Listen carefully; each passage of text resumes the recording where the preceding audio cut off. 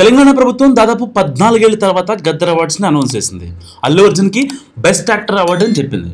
బన్నీ కూడా గతంలో జరిగిన రప్చర్ అంతా మనసులో ఏం పెట్టుకోకుండా అవార్డు రావడం చాలా హ్యాపీగా ఉంది.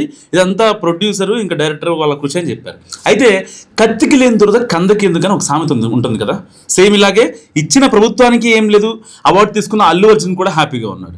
మధ్యలో మన స్క్రాప్ బ్యాచ్ మాత్రం అల్లు అర్జున్ని తెలంగాణ ప్రభుత్వం వేధించింది కాబట్టి ఏదో ఒక అవార్డు మొహాన పడే సరిపోద్దని తెలంగాణ ప్రభుత్వం అనుకుంటుందంటూ చాలా మంది నెగిటివ్ కామెంట్స్ చేస్తున్నారు. సరే, మాట్లాడే వాళ్ళు ఎప్పుడు మాట్లాడుకుంటూ ఉంటారు, అక్కడి దాకా ఎందుకు.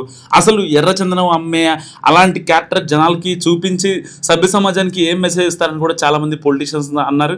కానీ బన్నీకి అవార్డు వచ్చిందని ఓరవలేని వాళ్ళకి రోల్ ఏదైనా పుష్పలో యాక్టింగ్ నిజంగా మీకు అనిపించలేదా? ఏదో ఒక ప్రైవేట్ ఈవెంటో ఏదో ఒక ప్రైవేట్ అవార్డు అంటే మేనేజ్ చేశారులే అనుకోవచ్చు, కానీ గవర్నమెంట్ అవార్డ్స్ అంటే అంత ఆషమాషి కాదు.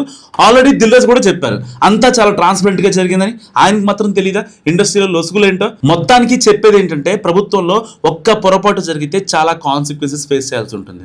అది సినిమా ఇండస్ట్రీ గురించి అయితే ఇంకా తలనొప్పులు ఎక్కువ అవుతాయి. సో తప్పు జరిగే ఛాన్స్ లేదు. తెలంగాణ గవర్నమెంట్కి అల్లు అర్జున్కి లేని ఆలోచనను మీరు కామెంట్స్ పెట్టేసి ఇలా మీకు వచ్చిన ఐడియాస్ని జనాల మీద రుతకండి.